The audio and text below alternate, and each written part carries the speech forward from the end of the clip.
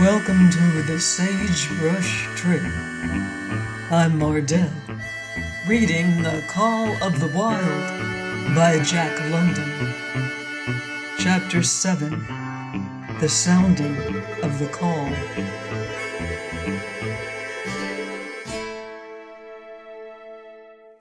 When Buck earned $1,600 in 5 minutes for John Thornton, he made it possible for his master to pay off certain debts and to journey with his partners into the East after a fabled lost mine, the history of which was as old as the history of the country. Many men had sought it. Few had found it, and more than a few there were who had never returned from the quest. This lost mine was steeped in tragedy and shrouded in mystery. No one knew of the first man. The oldest tradition stopped before it got back to him. From the beginning there had been an ancient and ramshackle cabin. Dying men had sworn to it, and to the mine, the site of which it marked, clinching their testimony with nuggets that were unlike any known grade of gold in the Northland. But no living man had looted this treasure house, and the dead were dead. Wherefore John Thornton and Pete and Hans, with Buck and half a dozen other dogs, faced into the East on an unknown trail to achieve where men and dogs as good as themselves had failed. They sledded 70 miles up the Yukon, swung to the left into the Stewart River, past the Mayo and the McQuestion, and held on until the Stewart itself became a streamlet, threading the upstanding peaks which marked the backbone of the continent. John Thornton asked little of man or nature. He was unafraid of the wild. With a handful of salt and a rifle, he could plunge into the wilderness and fare wherever he pleased and as long as he pleased. Being in no haste, Indian fashion, he hunted his dinner in the course of the day's travel, and if he failed to find it, like the Indian, he kept on traveling, secure in the knowledge that sooner or later he would come to it. So on this great journey into the East, straight meat was the bill of fare. Ammunition and tools principally made up the load on the sled, and the time card was drawn upon the limitless future. To Buck it was boundless delight, this hunting, fishing, and indefinite wandering through strange places. For weeks at a time they would hold on steadily, day after day, and for weeks upon end they would camp here and there, the dogs loafing and the men burning holes through frozen muck and gravel and washing countless pans of dirt by the heat of the fire. Sometimes they went hungry, sometimes they feasted riotously, all according to the abundance of game and the fortune of hunting. Summer arrived, and dogs and men packed on their backs, rafted across Blue Mountain lakes, and descended or ascended unknown rivers in slender boats whipsawed from the standing forest. The months came and went, and back and forth they twisted through the uncharted vastness where no men were and yet where men had been, if the lost cabin were true. They went across divides and summer blizzards, shivered under midnight sun on naked mountains between the timberline and the eternal snows, dropped into summer valleys amid swarming gnats and flies, and in the shadows of glaciers picked strawberries and flowers as ripe and fair as any the Southland could boast. In the fall of the year, they penetrated a weird lake country, sad and silent, where wild fowl had been, but where there was no life, nor sign of life, only the blowing of chill winds, the forming of ice in sheltered places, and the melancholy rippling of waves on lonely beaches. And through another winter they wandered on the obliterated trails of men who had gone before. Once they came upon a path blazed through the forest, an ancient path, and the lost cabin seemed very near. But the path began nowhere and ended nowhere, and it remained a mystery, as the man who made it and the reason he made it remained mystery. Another time they chanced upon the time-graven wreckage of a hunting lodge, and amid the shreds of rotted blankets, John Thornton found a long-barreled flintlock. He knew it for a Hudson Bay Company gun of the young days in the Northwest, when such a gun was worth its height in beaver skins packed flat. And that was all. No hint as to the man who, in an early day, had reared the lodge and left the gun among the blankets. Spring came on once more, and at the end of all their wandering they found not the lost cabin, but a shallow placer in a broad valley where the gold showed like yellow butter across the bottom of the washing pan. They sought no farther. Each day they worked, earned them thousands of dollars in clean dust and nuggets, and they worked every day. The gold was sacked in moose-hide bags, 50 pounds to the bag, and piled like so much firewood outside the Spruce Bough Lodge. Like giants, they told, days flashing on the heels of days, like dreams as they heaped the treasure up. There was nothing now for the dogs to do, save the hauling in of meat now and again that Thornton killed, and Buck spent long hours musing by the fire. The vision of the short-legged hairy man came to him more frequently, now that there was little work to be done, and often blinking by the fire, Buck wandered with him in that other world which he remembered. The salient thing of this other world seemed fear.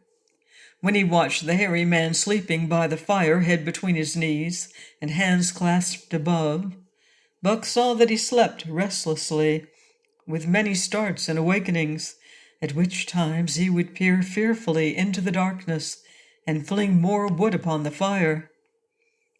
Did they walk by the beach of a sea, where the hairy man gathered shellfish and ate them as he gathered, it was with eyes that roved everywhere for hidden danger, and with legs prepared to run like the wind at its first appearance.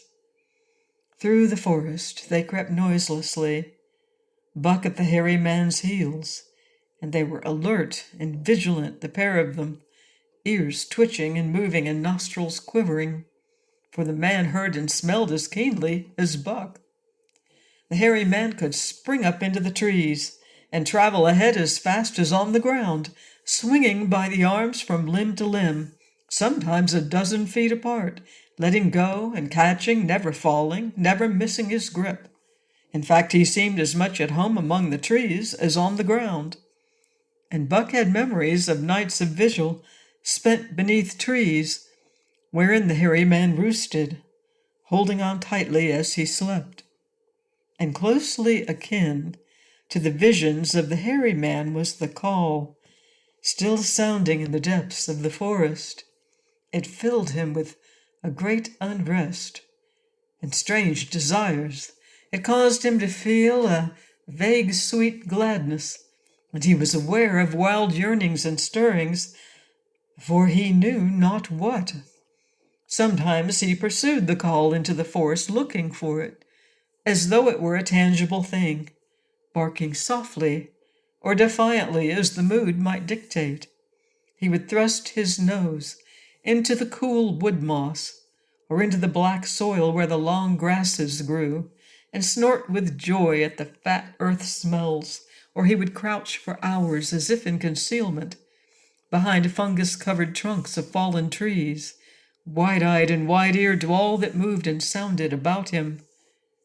It might be lying thus that he hoped to surprise this call he could not understand, but he did not know why he did these various things. He was impelled to do them, and did not reason about them at all. Irresistible impulses seized him. He would be lying in camp, dozing lazily in the heat of the day, when suddenly his head would lift and his ears cock up, intent and listening, and he would spring to his feet and dash away and on for hours, through the forest aisles and across the open spaces where the ferns bunched.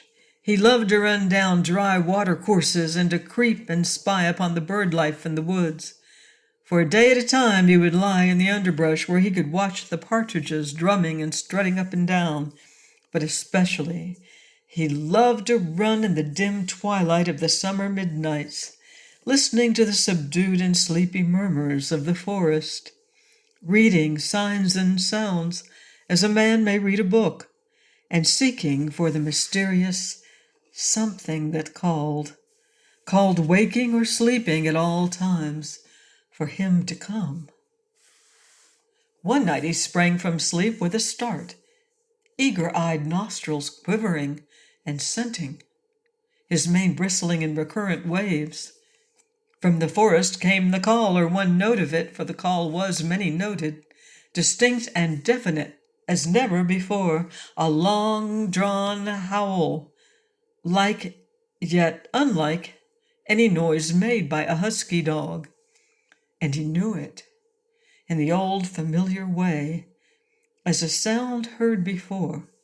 He sprang through the sleeping camp and in swift silence dashed through the woods. As he drew closer to the cry, he went more slowly, with caution in every movement, till he came to an open place among the trees, and looking out saw erect on haunches, with nose pointed to the sky, a long, lean timber wolf.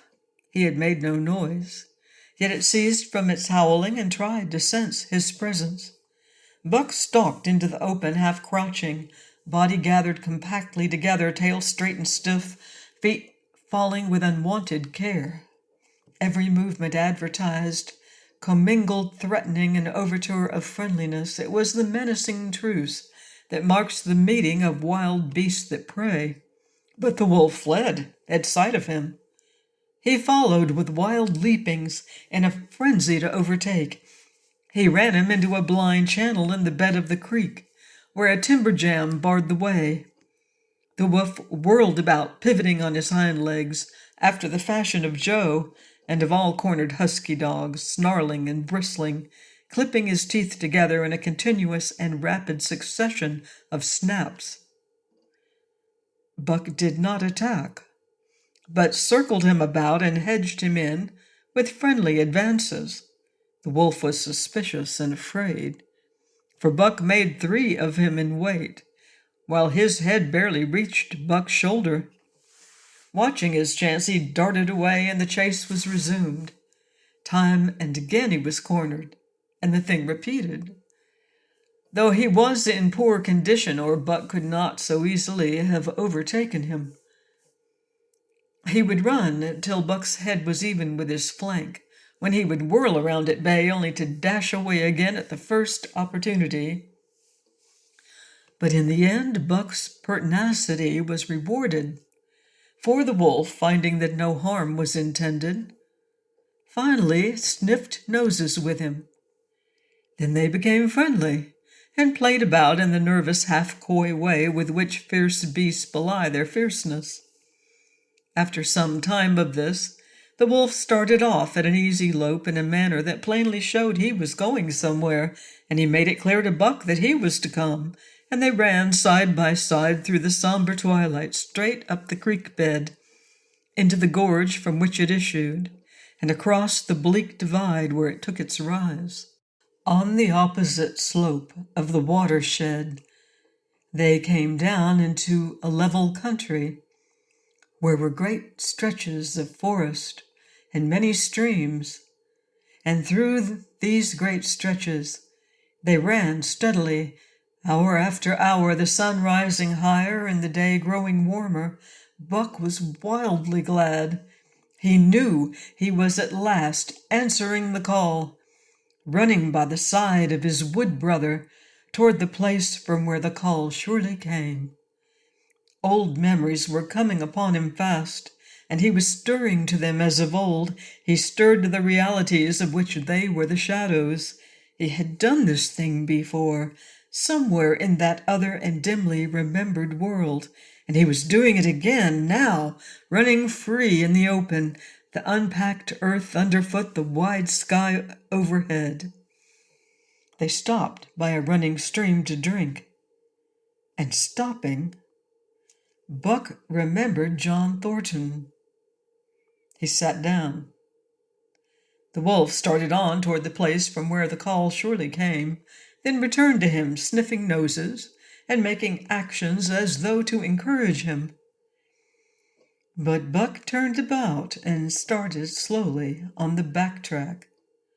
For the better part of an hour the wild brother ran by his side, whining softly. Then he sat down, pointed his nose upward, and howled. It was a mournful howl, and as Buck held steadily on his way, he heard it grow fainter and fainter until it was lost in the distance.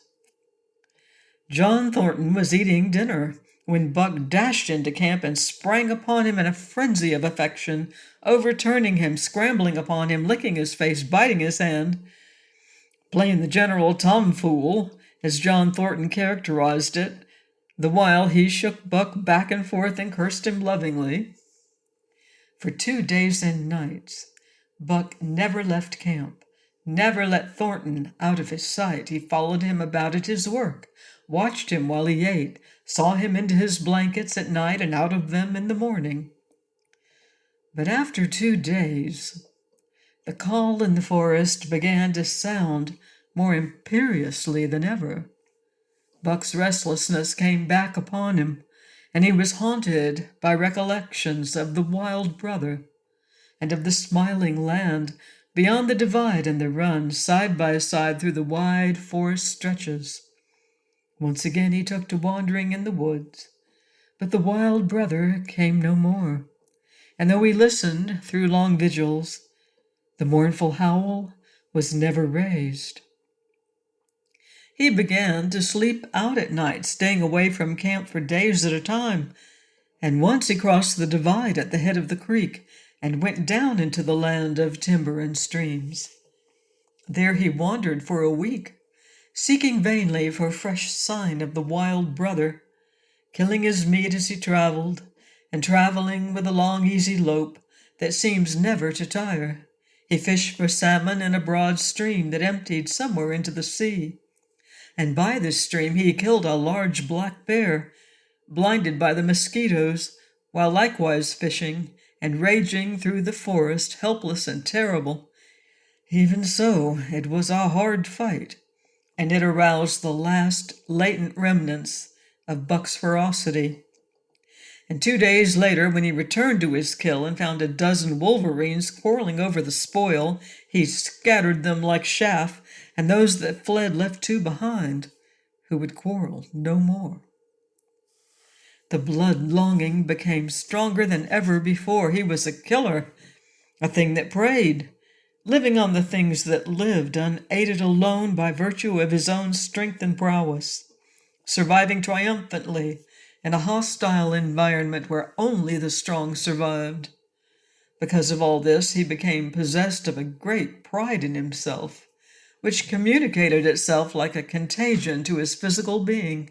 It advertised itself in all his movements, was apparent in the play of every muscle, spoke plainly as speech, in the way he carried himself, and made his glorious furry coat, if anything, more glorious.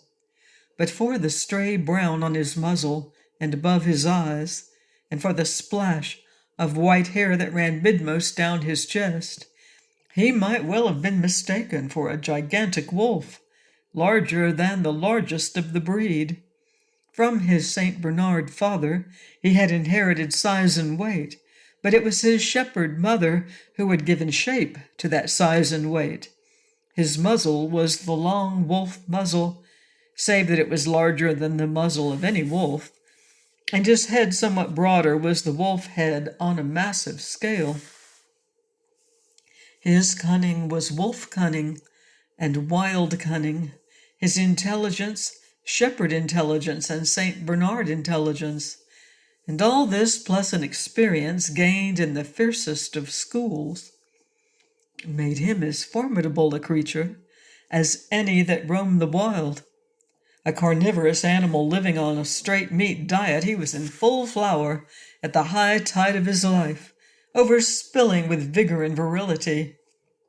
When Thornton passed a caressing hand along his back, a snapping and crackling followed the hand, each hair discharging its pent magnetism at the contact. Every part, brain and body, nerve tissue and fiber, was keyed to the most exquisite pitch. And between all the parts there was a perfect equilibrium or adjustment. To sights and sounds and events which required action, he responded with lightning-like rapidity, quickly as a husky dog could leap to defend from attack, or to attack. He could leap twice as quickly. He saw the movement or heard the sound and responded in less time than another dog required to compass the mere seeing or hearing. He perceived and determined and responded in the same instant. In point of fact, the three actions of perceiving, determining, and responding were sequential, but so infinitesimal were the intervals of time between them that they appeared simultaneous.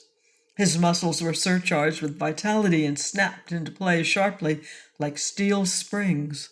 Life streamed through him in splendid flood, glad and rampant, until it seemed that it would burst him asunder in sheer ecstasy and pour forth generously over the world.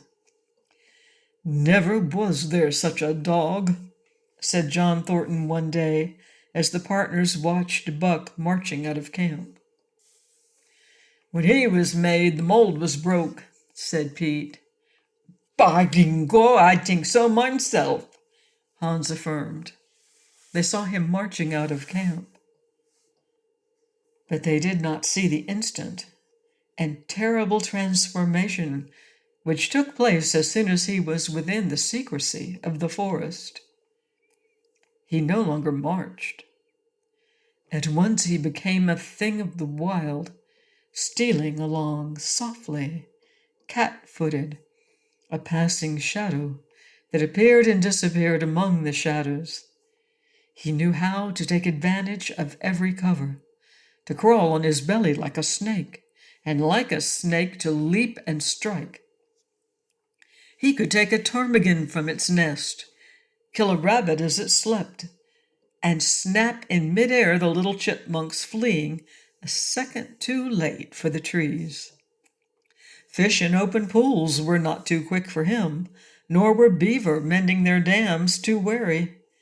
He killed to eat, not from wantonness, but he preferred to eat what he killed himself. So a lurking humor ran through his deeds, and it was his delight to steal upon the squirrels, and when he all but had them, to let them go, chattering in mortal fear to the tree-tops. As the fall of the year came on, the moose appeared in greater abundance, moving slowly down to meet the winter in the lower and less rigorous valleys. Buck had already dragged down a stray part-grown calf, but he wished strongly for larger and more formidable quarry, and he came upon it one day on the divide at the head of the creek. A band of 20 moose had crossed over from the land of streams and timber, and chief among them was a great bull. He was in a savage temper, and was standing over 6 feet from the ground, was as formidable an antagonist as even Buck could desire. Back and forth the bull tossed his great palm-mated antlers, branching to 14 points and embracing 7 feet within the tips. His small eyes burned with a vicious and bitter light, while he roared with fury at the sight of Buck. From the bull's flank, just forward of the flank, protruded a feathered arrow end, which accounted for his savageness. Guided by that instinct which came from the old hunting days of the primordial world, Buck proceeded to cut the bull out from the herd. It was no slight task. He would bark and dance about in front of the bull, just out of reach of the great antlers and of the terrible splay hoofs, which could have stamped his life out with a single blow. Unable to turn his back on the fanged danger and go on, the bull would be driven into paroxysms of rage. At such moments he charged Buck, who retreated craftily, luring him on by a simulated inability to escape. But when he was thus separated from his fellows, 2 or 3 of the younger bulls would charge back upon Buck and enable the wounded bull to rejoin the herd. There is a patience of the wild, dogged, tireless, persistent as life itself, that holds motionless for endless hours the spider in its web, the snake in its coils, the panther in its ambuscade. This patience belongs peculiarly to life when it hunts its living food, and it belonged to Buck as he clung to the flank of the herd, retarding its march, irritating the young bulls, worrying the cows with their half-grown calves, and driving the wounded bull mad with helpless rage. For half a day this continued. Buck multiplied himself, attacking from all sides, enveloping the herd in a whirlwind of menace, cutting out his victim as fast as it could rejoin its mates, wearing out the patience of creatures preyed upon, which is a lesser patience than that of creatures preying. As the day wore along and the sun dropped to its bed in the northwest, the darkness had come back and the fall nights were 6 hours long. The young bulls retraced their steps more and more reluctantly to the aid of their beset leader. The downcoming winter was harrying them on to the lower levels, and it seemed they could never shake off this tireless creature that held them back. Besides, it was not the life of the herd or of the young bulls that was threatened. The life of only one member was demanded, which was a remoter interest than their lives, and in the end they were content to pay the toll. As twilight fell, the old bull stood with lowered head, watching his mates, the cows he had known, the calves he had fathered, the bulls he had mastered, as they shambled on at a rapid pace through the fading light. He could not follow, for before his nose leaped the merciless fanged terror that would not let him go. 300 weight, more than half a ton he weighed. He had lived a long, strong life, full of fight and struggle, and at the end he faced death at the teeth of a creature whose head did not reach beyond his great-knuckled knees. From then on, night and day, Buck never left his prey, never gave it a moment's rest, never permitted it to browse the leaves of trees or the shoots of young birch and willow. Nor did he give the wounded bull opportunity to slake his burning thirst in the slender trickling streams they crossed. Often in desperation he burst into long stretches of flight. At such times Buck did not attempt to stay him, but loped easily at his heels, satisfied with the way the game was played, lying down when the moose stood still, attacking him fiercely when he strove to eat or drink. The great head drooped more and more under its tree of horns, and the shambling trot grew weaker and weaker. He took to standing for long periods with nose to the ground, and dejected ears dropped limply. And Buck found more time in which to get water for himself and in which to rest. At such moments, panting with red lolling tongue, and with eyes fixed upon the big bull, it appeared to Buck that a change was coming over the face of things. He could feel a new stir in the land. As the moose were coming into the land, other kinds of life were coming in. Forest and stream and air seemed palpitant with their presence. The news of it was borne in upon him not by sight or sound or smell, but by some other and subtler sense. He heard nothing, saw nothing, yet knew that the land was somehow different, that through it strange things were afoot and ranging, and he resolved to investigate after he'd finished the business in hand. At last, at the end of the 4th day, he pulled the great moose down. For a day and a night he remained by the kill, eating and sleeping, turn and turn about. Then, Rested, refreshed, and strong, he turned his face toward camp and John Thornton. He broke into the long, easy lope and went on hour after hour, never at loss for the tangled way, heading straight home through strange country with a certitude of direction that put man and his magnetic needle to shame. As he held on, he became more and more conscious of the new stir in the land. There was life abroad in it different from the life which had been there throughout the summer. No longer was this fact borne in upon him in some subtle, mysterious way. The birds talked of it. The squirrels chattered about it. The very breeze whispered of it. Several times he stopped and drew in the fresh morning air in great sniffs, reading a message which made him leap on with greater speed.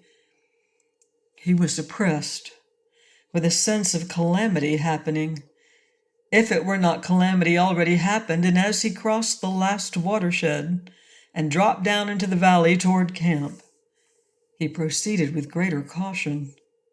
3 miles away he came upon a fresh trail that sent his neck hair rippling and bristling. It led straight toward camp and John Thornton. Buck hurried on swiftly and stealthily, every nerve straining and tense, alert to the multitudinous details which told a story, all but the end. His nose gave him a varying description of the passage of the life on the heels of which he was traveling. He remarked the pregnant silence of the forest. The bird life had flitted. The squirrels were in hiding. One only he saw, a sleek gray fellow flattened against a gray dead limb, so that he seemed a part of it, a woody excrescence upon the wood itself. As Buck slid along with the obscureness of a gliding shadow, his nose was jerked suddenly to the side, as though a positive force had gripped and pulled it. He followed the new scent into a thicket and found Nig. He was lying on his side, dead where he had dragged himself, an arrow protruding, head and feathers, from either side of his body. 100 yards farther on, Buck came upon one of the sled dogs Thornton had bought in Dawson. This dog was thrashing about in a death struggle directly on the trail, and Buck passed around him without stopping. From the camp came the faint sound of many voices rising and falling in a sing-song chant. Bellying forward to the edge of the clearing, he found Hans lying on his face, feathered with arrows like a porcupine. At the same instant Buck peered out where the Spruce Bough Lodge had been, and saw what made the hair leap straight up on his neck and shoulders. A gust of overpowering rage swept over him. He did not know that he growled, but he growled aloud with a terrible ferocity. For the last time in his life, he allowed passion to usurp cunning and reason, and it was because of his great love for John Thornton that he lost his head.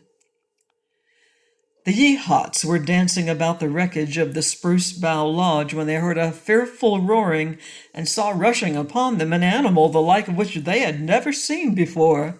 It was Buck, a live hurricane of fury, hurling himself upon them in a frenzy to destroy. He sprang at the foremost man. It was the chief of the Yeehats, ripping the throat wide open till the rent jugular spouted a fountain of blood. He did not pause to worry the victim, but ripped in passing, with the next bound tearing wide the throat of a second man. There was no withstanding him. He plunged about in their very midst, tearing, rending, destroying, in a constant and terrific motion which defied the arrows they discharged at him. In fact, so inconceivably rapid were his movements, and so closely were the Indians tangled together, that they shot one another with the arrows. One young hunter, hurling a spear at Buck in midair, drove it through the chest of another hunter with such force that the point broke through the skin of the back and stood out beyond. Then a panic seized the Yeehats, and they fled in terror to the woods, proclaiming as they fled the advent of the evil spirit. And truly, Buck was the fiend incarnate, raging at their heels, dragging them down like deer as they raced through the trees. It was a fateful day for the Yeehats. They scattered far and wide over the country, and it was not till a week later that the last of the survivors gathered together in a lower valley and counted their losses. As for Buck, wearying of the pursuit, he returned to the desolated camp. He found Pete where he had been killed in his blankets, in the first moment of surprise. Thornton's desperate struggle was fresh written on the earth, and Buck scented every detail of it, down to the edge of a deep pool. By the edge, head and 4 feet in the water, lay Skeet, faithful to the last. The pool itself, muddy and discolored from the sluice boxes, effectually hid what it contained, and it contained John Thornton. For Buck followed his trace into the water, from which no trace led away. All day, Buck brooded by the pool, or roamed restlessly about the camp. Death as a cessation of movement, as a passing out and away from the lives of the living, he knew. And he knew John Thornton was dead. It left a great void in him, somewhat akin to hunger, but a void which ached and which food could not fill.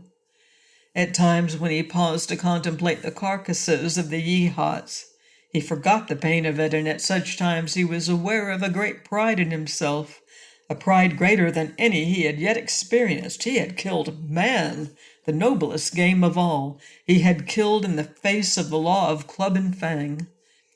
He sniffed the bodies curiously. They died so easily. It was harder to kill a husky dog than them. They were no match at all were it not for their arrows and spears and clubs. Thenceforward he would be unafraid of them, except when they bore in their hands their arrows, spears, and clubs. Night came on, and a full moon rose high over the trees into the sky, lighting the land till it lay bathed in ghostly day. And with the coming of the night, brooding and mourning by the pool, Buck became alive to a stirring of the new life in the forest, other than that which the Yeehats had made. He stood up, listening and scenting. From far away drifted a faint, sharp yelp, followed by a chorus of similar sharp yelps. As the moments passed, the yelps grew closer and louder. Again, Buck knew them as things heard in that other world, which persisted in his memory. He walked to the center of the open space and listened. It was the call, the many-noted call, sounding more luringly and more compellingly than ever before. And, as never before, he was ready to obey. John Thornton was dead. The last tie was broken. Man and the claims of man no longer bound him. Hunting their living meat as the Yeehats were hunting it, on the flanks of the migrating moose, the wolf pack had at last crossed over from the land of streams and timber and invaded Buck's Valley. Into the clearing where the moonlight streamed, they poured in a silvery flood, and in the center of the clearing stood Buck, motionless as a statue, waiting their coming. They were awed, so still and large he stood. And a moment's pause fell, till the boldest one leaped straight for him. Like a flash, Buck struck, breaking the neck. Then he stood without movement as before, the stricken wolf rolling in agony behind him. 3 others tried it in sharp succession, and one after another they drew back, streaming blood from slashed throats or shoulders. This was sufficient to fling the whole pack forward, pell-mell, crowded together, blocked and confused by its eagerness to pull down the prey. Buck's marvelous quickness and agility stood him in good stead. Pivoting on his hind legs and snapping and gashing, he was everywhere at once, presenting a front which was apparently unbroken, so swiftly did he whirl and guard from side to side. But to prevent them from getting behind him, he was forced back, down past the pool and into the creek bed, till he brought up against a high gravel bank, which the men had made in the course of mining. And in this angle he came to bay, protected on three sides, and with nothing to do but face the front. And so well did he face it, that at the end of half an hour the wolves drew back discomfited. The tongues of all were out and lolling, the white fangs showing cruelly white in the moonlight. Some were lying down with heads raised and ears pricked forward. Others stood on their feet, watching him, and still others were lapping water from the pool. One wolf, long and lean and gray, advanced cautiously, in a friendly manner, and Buck recognized the wild brother with whom he had run for a night and a day. He was whining softly, and as Buck whined, they touched noses. Then an old wolf, gaunt and battle-scarred, came forward. Buck writhed his lips into the preliminary of a snarl, but sniffed noses with him, whereupon the old wolf sat down, pointed nose at the moon, and broke out the long wolf howl. The others sat down and howled, and now the call came to Buck in unmistakable accents. He too sat down and howled. This over, he came out of his angle, and the pack crowded around him, sniffing in half-friendly, half-savage manner. The leaders lifted the yelp of the pack and sprang away into the woods. The wolves swung in behind, yelping in chorus, and Buck ran with them, side by side with the wild brother, yelping as he ran. And here may well end the story of Buck. The years were not many when the Yeehats noted a change in the breed of timber wolves, for some were seen with splashes of brown on head and muzzle, and with a rift of white centering down the chest. But more remarkable than this, the Yeehats tell of a ghost dog that runs at the head of the pack. They're afraid of this ghost dog, for it has cunning greater than they, stealing from their camps in fierce winters, robbing their traps, slaying their dogs, and defying their bravest hunters. Nay, the tale grows worse. Hunters there are who fail to return to the camp, and hunters there have been whom their tribesmen found with throats slashed cruelly open, and with wolf prints about them in the snow, greater than the prints of any wolf. Each fall, when the Yeehats follow the movement of the moose, there is a certain valley which they never enter. And women there are who become sad when the word goes over the fire of how the evil spirit came to select that valley for an abiding place. In the summers there is one visitor, however, to that valley of which the Yeehats do not know. It is a great, gloriously coated wolf, like and yet unlike all other wolves. He crosses alone from the smiling timberland and comes down into an open space among the trees. Here a yellow stream flows from rotted moose-hide sacks and sinks into the ground, with long grasses growing through it and vegetable mold overrunning it and hiding its yellow from the sun. And here he muses for a time, howling once, long and mournfully, ere he departs. But he is not always alone. When the long winter nights come on and the wolves follow their meat into the lower valleys, he may be seen running at the head of the pack, through the pale moonlight, or glimmering borealis, leaping gigantic above his fellows, his great throat a bellow as he sings a song of the younger world, which is the song of the pack. Join me next season For more exciting Western adventure, we're going back to the bunkhouse in The Untamed by Max Brand here on the Sagebrush Trail.